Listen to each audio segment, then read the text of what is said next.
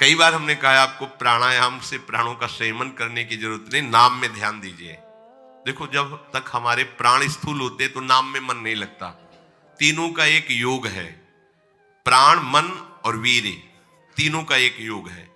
आपका वीर्य ठीक नहीं तो मन चंचल रहेगा, प्राण स्थूल रहेंगे।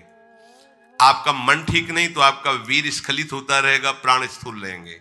आपके प्राण स्थूल रहेंगे तो आपका वीर्य स्खलित होगा, मन चंचल रहेगा। तीनों का एक है। अगर आपका प्राण संयमित, ब्रह्मचर्य ठीक, मन एकाग्र हो जाएगा, देर नहीं लगेगी। तीनों का एक संयोग है। जब उपासक नाम जप में प्रीति करता है तो लोभ जपता है नाम का। जैसे आराम से बैठे राधा राधा राधा राधा राधा राधा राधा राधा राधा, हो रहा ना प्राणायाम, नाक फुसफुस करने की जरूरत थोड़ी, ऊपर चढ़ा के लेकर फिर राधा राधा राधा राधा राधा। इससे प्राण सूक्ष्म होते हैं। और जैसे ही आपकी प्राणवायु लंबी खिंचेगी तो मन को भागने का अवसर नहीं होता। देख लेना, ये सब अभ्यास की बातें हैं। मन नहीं भागेगा। मन कब भागता है? राधा राधा राधा, बहुत प्राण स्थूल हो गए, श्वास लेने का समय बहुत कम है, वैसे देखो लोग पास बैठते हैं, आवाज आती है, ये स्थूल प्राणों का लक्षण होता है। ऐसे मैदा या आटा ऐसे लगा दो, एक भी नहीं उड़े, तब माना जाएगा कि आपकी प्राणवायु कंट्रोल में हो रही। ऐसे उसमें फर्क नहीं पड़ना चाहिए, हिलना नहीं चाहिए कण। इसका मतलब प्राणवायु आपकी सूक्ष्म हो रही। बिना प्राणायाम के भी हो जाएगी। सहज में हमने आपको प्राणायाम बताए हैं, पर करता कौन है? मनमानी करने के लिए सब तैयार है, लेकिन गुरुमानी कौन होता है? पक्की अनुभूति के हम प्राणायाम कह रहे हैं। खूब भजन में रुचि हो जाएगी अगर ऐसा करोगे। देखो राधा राधा राधा राधा राधा राधा कहते हुए अंदर राधा राधा जब रहे, श्वास ले रहे, कुछ नहीं पकड़ना, जितना भर पाए रोक लो एकदम। अब अंदर जपो राधा राधा राधा राधा राधा जितनी देर। अब प्राण व्याकुल हुए, छोड़ दो, राधा राधा राधा राधा।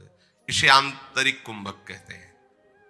बहुत भजन में सहायक है ये, बिल्कुल साइड इफेक्ट नहीं, कोई आपको इसमें प्रतिकूलता नहीं पड़ेगी। जैसे प्राणायाम में साइड इफेक्ट भी यदि आप सही गुरु के पास नहीं हो तो वो कहीं ना कहीं आप में रोग पैदा कर, इसमें कोई साइड इफेक्ट नहीं। ये अनुभव की बात, बड़े बड़े संतों की बात है। नाम जप करते हुए प्राणवायु भरी, आप स्वस्थ होंगे। आपका देखना शरीर चमकेगा, क्योंकि जब हमारे कितने ऐसे क्षेत्र हैं जिनमें व्यायाम ही नहीं हो पाता, उन यंत्रों को प्राणवायु के द्वारा आंतरिक सबको करना चाहिए। इसके लिए सब साधक सहज में नाम जप करते हुए से प्राणवायु रोक ली, व्याकुलता भी प्राणवायु निकाल दी। ये एक प्राणायाम। दूसरा, निकाल दी, राधा राधा राधा राधा करते एकदम खाली कर दी और रोक दिया, भरा बिल्कुल नहीं। अब नाम जप करो, थोड़ी देर में एकदम प्राण व्याकुल हो, फिर नाम जप करते हुए लिया, फिर छोड़ दिया, फिर रोक दिया। इसे बाह्य कुंभक कहते हैं। ये दो प्रकार का कुंभक है, एक आंतरिक कुंभक, एक बाह्य कुंभक। और फिर शुरू करो, लंबी वायु श्वास वायु घसीटना, बिना रोके उसको छोड़ देना, फिर घसीटना। ये तीन ही आपको बहुत लाभदायक करेंगे, बहुत लाभ प्रदान करेंगे। यदि आपको कब्ज होती है तो ये अनुभव की हुई, प्रयोग की हुई दवा और कोई साइड इफेक्ट नहीं। आप छोटी हर 1 चम्मच और 1 चम्मच या 1.5 चम्मच इसबगोल की भूसी दोनों मिला लीजिए कटोरी में, और 250 ग्राम दूध बिना चीनी डाले, और उसमें उससे उसको ले लीजिए।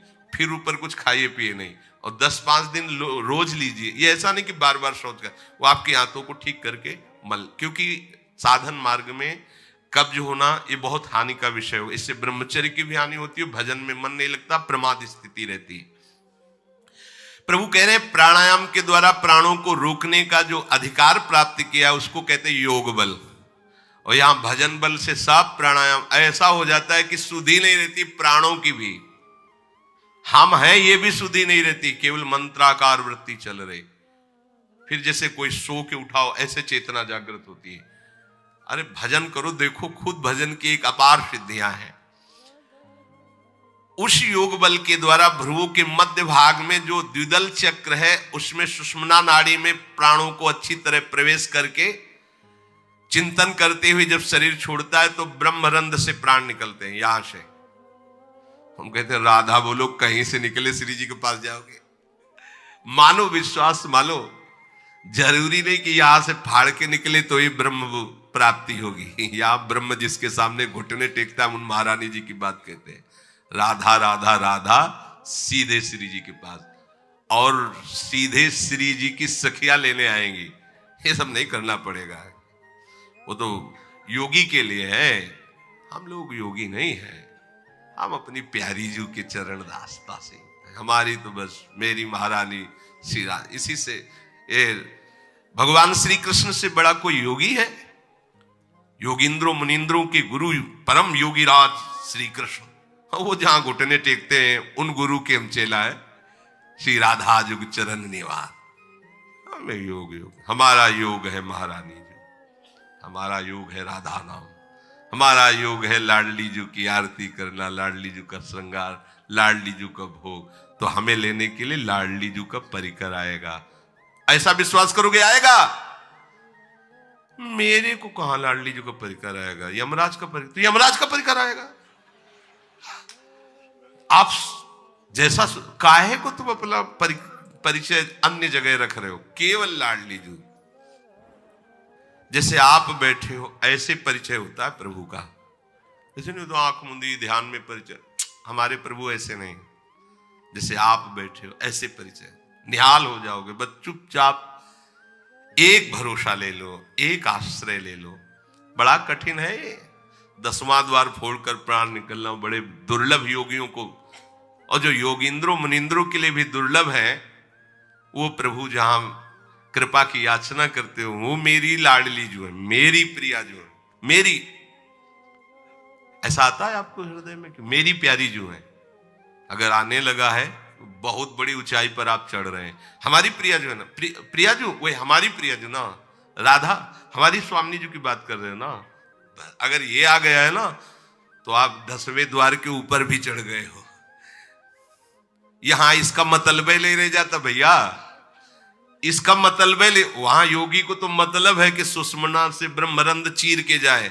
यहां स्थूल सूक्ष्म कारण का संबंध ही खत्म, नए चिदानंद रूप का सृजन। जो सहचरी बपुआ फोड़ने फाड़ने की बातें नहीं रह जाती।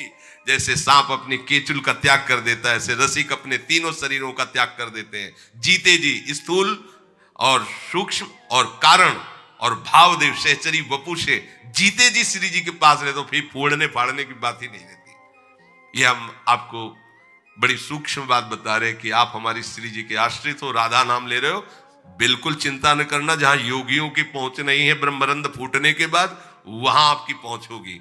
बस राधा पराविद्या, ये 2 अक्षर से अपना संबंध जोड़ लो।